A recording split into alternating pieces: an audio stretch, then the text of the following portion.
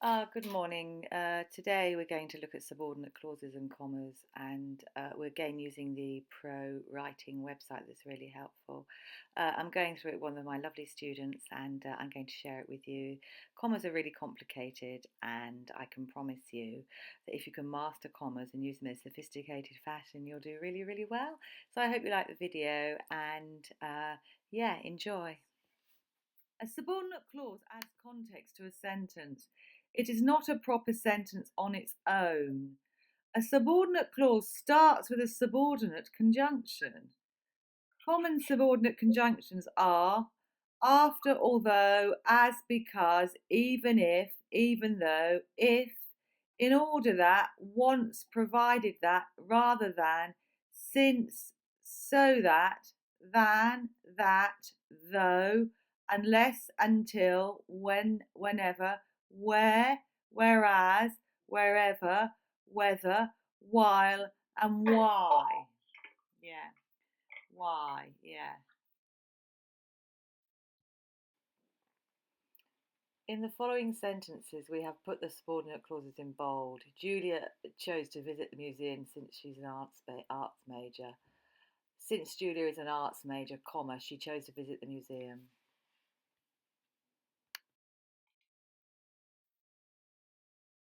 Since Julia is an art major, comma, she chose to visit the museum. If you go to the museum, comma, you will learn something about history. You will learn something about history if you go to the museum. From these examples, you can see that the subordinate clause can either come at the beginning, since Julia is an art major, or if you go to the museum, or at the end of the sentence, if you go to the museum, if you go to the museum, you will learn something about history if you go to the museum. So it can come at the beginning or the end. When the subordinate clauses come at the end of the sentence, you do not need a comma ever, right? You don't need a comma. You will learn something about history if you go to the museum. However, and this is the really important thing, and I really like it when you put a subordinate clause at the beginning of a sentence, it makes you look really cool. It makes your writing look interesting. It makes it look sophisticated.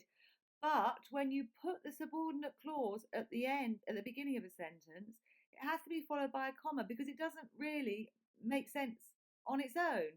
So you're sort of giving a highlight. It's saying this is a little bit of a sentence, there's more to come.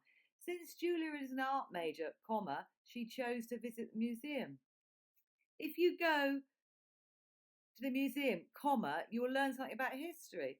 So it's kind of, if you go to the museum, it's giving you a little bit of information, but the key bit is you will learn something about history. So there's a brief pause.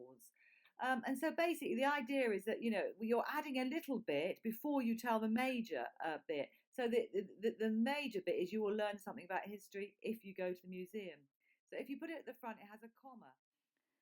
So for practice, just write down about 10 sentences using those conjunctions.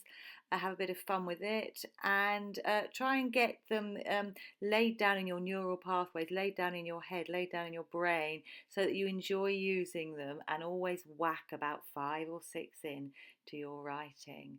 Okay, so after, although, as, because, before, even though, if, in order, that, once, provided that, make sure that you try and use at least 5 rather than, since, than, that, alert, unless, why, whether, while. Okay, I hope you enjoyed that and have a look at the next video.